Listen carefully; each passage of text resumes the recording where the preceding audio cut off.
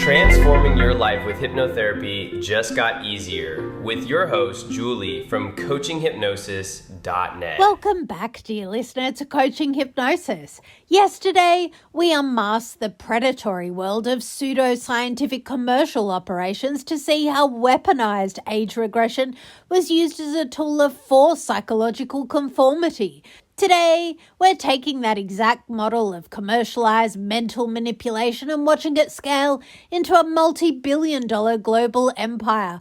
We are looking at a system that didn't just borrow hypnotic techniques, it industrialized them, wrapped them in a pseudoscientific vocabulary and built a bulletproof corporate fortress designed to farm the human subconscious for decades. Today, we break down the clinical reality of L. Ron Hubbard's Dianetic auditing and the early international fraud convictions that exposed its operations. Now, if you ask the average person about Dianetics or Scientology, they immediately start talking about Hollywood celebrities, strange space operas, and massive real estate portfolios. But as professional strategists and clinical hypnotherapists, we need to look past the cultural bizarro world and focus entirely on the core engine that built the machine.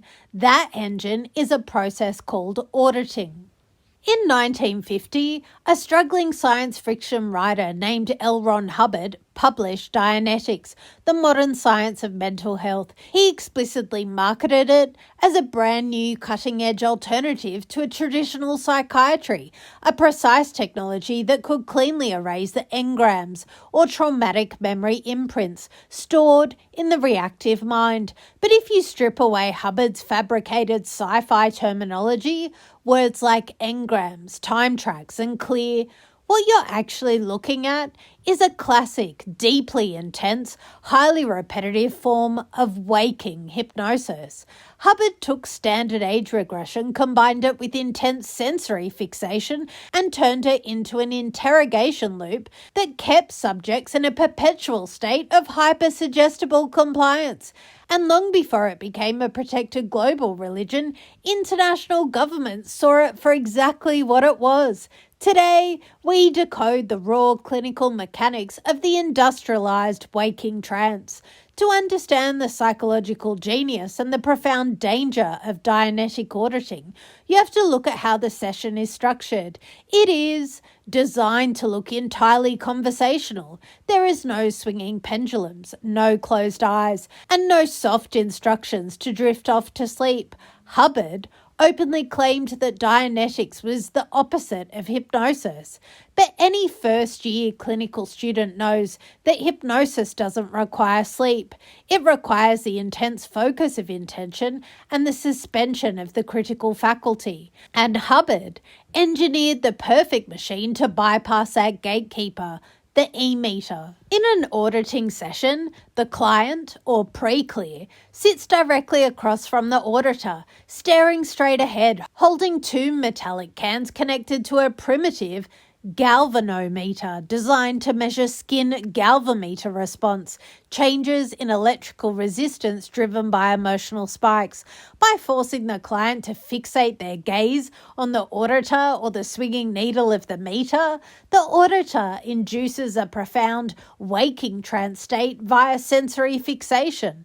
Once the client's nervous system is locked into that focus loop, the auditor executes a relentless, repetitive three-step psychological drilling protocol. Step 1, sensory fixation pacing. Force the subject to hold the E-meter cans and fixate their gaze using the instrument's feedback to convince them that their thoughts are fully visible. Step 2, repetitive trauma driving. Use unyielding, rapid-fire verbal repetition to force their brain back down its time track, relentlessly digging up the past or imagined traumas. Step 3, information harvesting and anchor. Exhaust the conscious ego until a cathartic release is achieved, logging every private confession into a permanent corporate file for leverage. The auditor will ask the same question dozens of times, sometimes hundreds of times without variation. Go back to the earliest memory of that pain. What do you see? What do you hear? Relay it again, relay it again. By forcing the brain to endlessly relive a traumatic memory in hyper-focus waking trance, the auditor drives the client into an intense emotional release known in clinical terms as an abreaction. But instead of grounding the client and interrogating the memory safely, the auditor uses the release to prove that the technology is working, completely hooking the client's reward center to the auditing loop. Let's look at the absolute sarcastic audacity of what Hubbard engineered.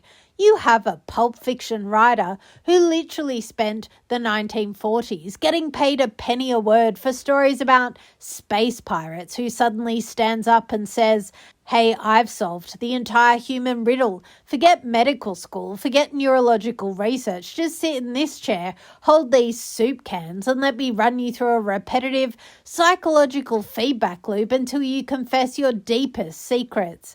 It is the absolute peak of brilliant, predatory carnival barking. And early on, governments didn't buy the spiritual marketing. In 1965, the Anderson Report in Australia legally blasted auditing as an imminent threat to mental health, calling it a form of command hypnosis disguised as therapy. By 1978, a French court found L. Ron Hubbard himself guilty of fraud in absentia, convincing church organisers for using false promises of health and mental clarity to systematically extract cash from vulnerable citizens. They saw through the sci-fi gloss and recognised it as an uncertified, commercialised hypnotic racket. As strategic hypnotists and performance coaches, we have to isolate the precise psychological levers Hubbard exploited because it reveals exactly how an unchecked waking trance can completely hijack a person's executive functioning. The illusion of objective arbiter. The E-meter does not read minds or detect absolute truth. It measures basic physiological arousal. However, by telling the client that the machine knows their thoughts better than they do, the practitioner completely dismantles the client's self-trust. The client surrenders their critical faculty to the machine and the auditor. The exhaustion of the default mode network, repetitive, unyielding verbal pacing, asking the exact same questions over and over without allowing the conscious mind to wonder or contextualize, completely exhausts the brain's default mode network. Under this level of cognitive fatigue, the mind becomes hypersuggestible, highly compliant, and entirely dependent on the auditor's cues for safety. The weaponization of auditing file. In an ethical clinical setting, everything shared in trance state is entirely confidential and used solely for client liberation. In the auditing system, every single private trauma, sexual confession, and deep-seated guilt unearthed during the hypersuggestible state is meticulously recorded on paper. This transforms a therapeutic tool into a permanent mechanism of institutional leverage and psychological blackmail.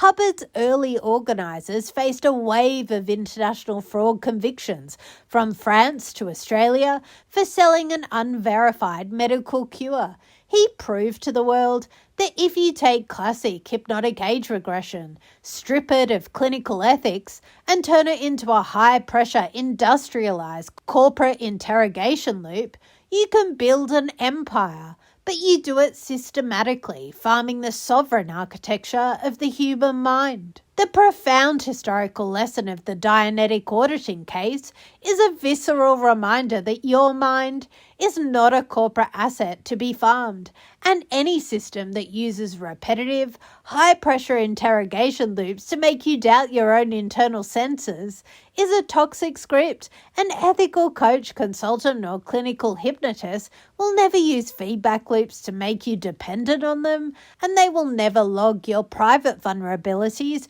to use as institutional leverage. True, unshakable guidance is about returning the power to you, strengthening your internal compass, sharpening your self-trust, and making you the absolute independent executive of your own life and business.